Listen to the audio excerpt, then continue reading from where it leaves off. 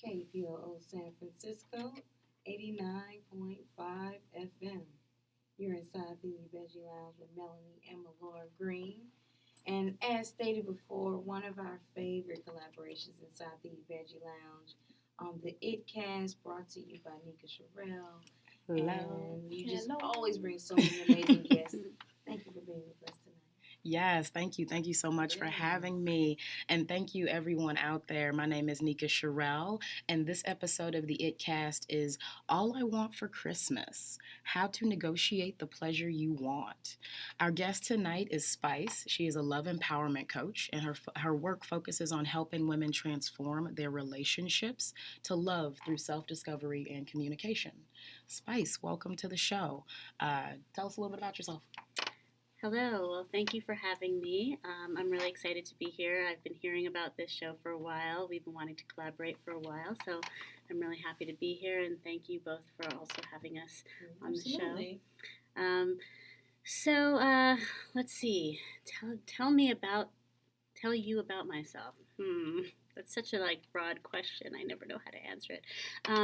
Well, I started my life, I guess, as a performer. I was somebody who always just enjoyed being out in front of people, but also really inspiring people. I was also really blessed when I was younger that my mom was somebody who was really all about communication, about clear communication, and about being open about sexuality.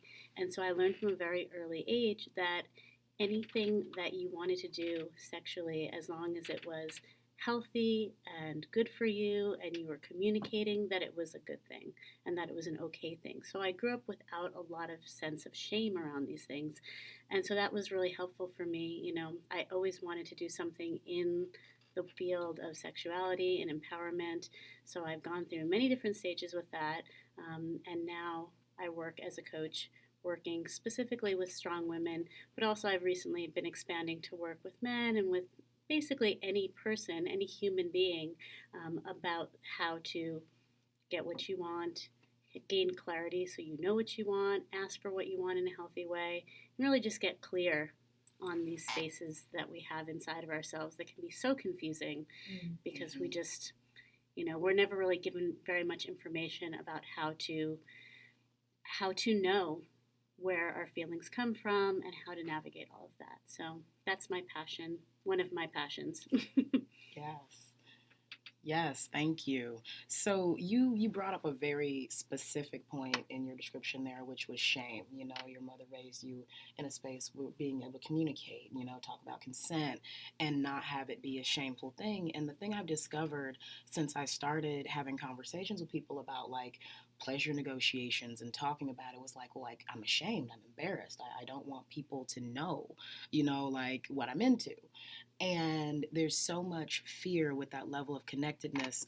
I really want to open this conversation up to both of you, everyone here in the room, to talk about what do we know about pleasure negotiations, just from the who we are as people standpoint, not the experts. Just to get a test of the room here. Well, I think a lot of what we know in terms of pleasure negotiations has just been fundamentally, don't hurt me. If I say stop, stop. It's not really. It hasn't really gotten to a pleasurable place. It's gotten to a, do you respect me? Number one in this space, and I think a lot of it has to do with the narratives that are created around who young boys are, who young girls are as they're growing up. So we're creating this tension, and it's not a lot of space for love and pleasure to be discussed because it's such a taboo thing. So I think we culturally have to get to that place. There aren't a lot of places where we talk about that in a growing up space. There isn't a age that you get to unless maybe you're married or you're over 28 or something. People don't start to look at you funny, culturally.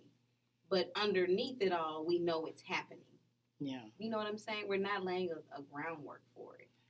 100%. There's not a framework for this kind of conversation. Yeah. And right now, what we have is rooted in protection and fear. And, there's historically around sex and sexuality, that's what we've had, especially being in female bodies. Yes. And it is important to, have this conversation with everyone, men and women. And, we hold the space for each other, most definitely. You got anything over there to say?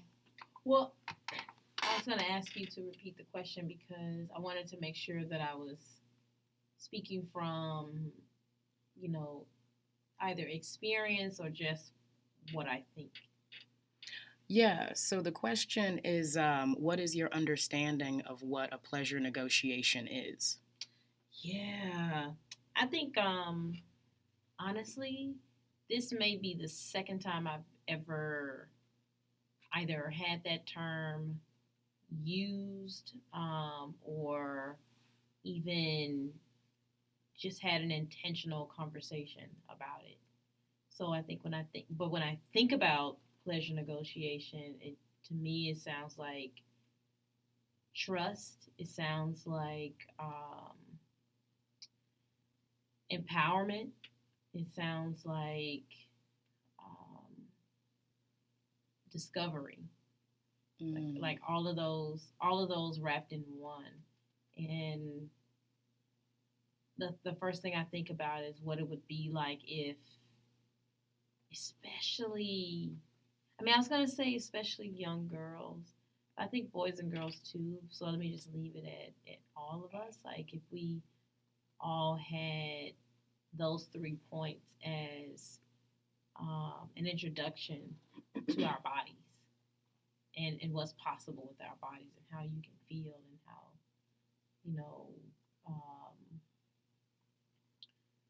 what it would be like to share space with someone that you share a feeling for or something like that. But those things aren't really talked about in that way. Yeah. Well, even though I think children are usually taught things like, you don't let anybody touch your body without your consent, and don't talk to strangers. We're also given, a lot of kids are given mixed messages too, even though some parents are starting to talk about this differently. But there's always a thing of like, okay, go sit on Uncle Joe's lap, Come on. and go let whoever give you a kiss. And, kids are not allowed to say that. So we're taught from a very early age that we don't really have sovereignty over our bodies. Yeah. And then once you start to explore sexuality and you go through puberty, you learn that in order to get what you want, you're just going to have to put up with a lot of stuff that you don't want. Right. And so I think that so then that's like being a kid. And then as you get older, I think it just gets worse and worse because we see so many times where I want to have an experience, so I'll just put myself out there, and whatever I can get is whatever I can get. Yeah. And so there's no real room for us to really even ask for or to feel that we can ask for. Yeah. And then there's so many messages about that just asking for what you want is selfish. And you can't just go in there and expect that this person's going to give you what you want. You have to be willing to negotiate, but you have to be willing to give up something in order to get what you want. And I think that that's a real issue that makes a lot of people put up with, specifically women, put up with experiences that they're just not really that into. But men also, because men have their own conditioning where they're taught well, you love sex, so any kind of sex that you can get, you're going to be down for it. Right. And I've talked with a lot of men who have felt pressured also in sexual situations because they're expected to want it. So I think on both ends, in all parts of society, young, old, men, women, there's just so much conditioning around sexuality and around the concept of wanting and desire and being able to ask for in a healthy way and being able to actually receive what you want and all of that.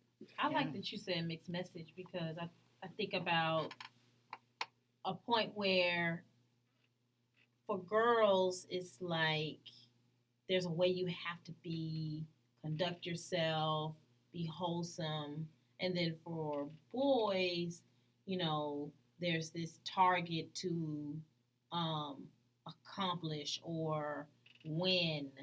Mm-hmm. And then overall, boy or girl or however, and I'm a '70s baby, so I'm just coming from that standpoint. But then there's also this sex is bad, don't do it, stay away from it, it's for nasty people, and yet all of us are here by way of, Yeah. Right. or to say that and then to go back in your mind and think about how your parents must have navigated certain types of relationships or at least enjoyed sex at some point, but we don't really hear that part. So when I think about the mixed messages, I think what would it be like if our parents were to speak about it in a different way, or those that we look up to would speak about it in a different way and from a vulnerable place. Yeah. Yeah.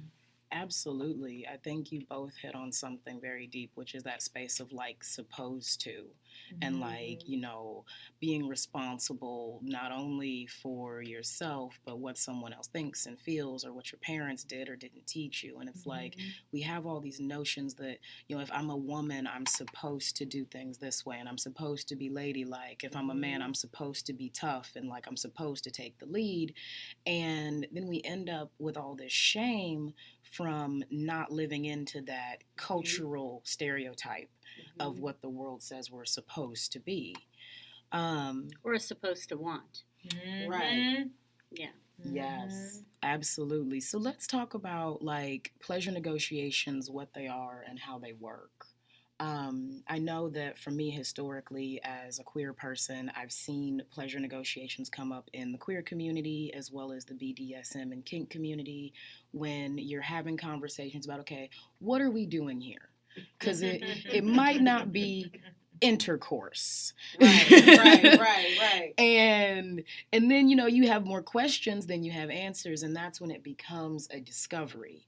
Now in the heterosphere is what I'll call it, like things tend to be very automatic. You have a penis, I have a vagina, we put these parts together, and everybody's supposed to love it, like it, is great. Right. Right. And if you don't like it, it's something wrong with you. And that's not how pleasure works. There's so many different nuances, ways, parts of the body types. Our bodies change as we age, as we grow, whether or not we're hydrated enough. There's so many things. So Spyce, talk to us about like what is this? How do we get into this lingo and this space confidently? Well, I think for one thing, it's really important to allow yourself to have the space to basically be fluid with your desires. A lot of times people want to get caught up in this, like, this is what I like, this is what I don't like, this is what I want, this is what I don't want. And a lot of times that comes from a place of fear that somebody's not going to actually give you what you want, or they're going to take something that you don't want or something like that. And so, I think it's really important when people are going out there, and especially when people are first starting to sort of explore their sexuality, to allow yourself the space to explore and to not feel like you have to do any particular thing.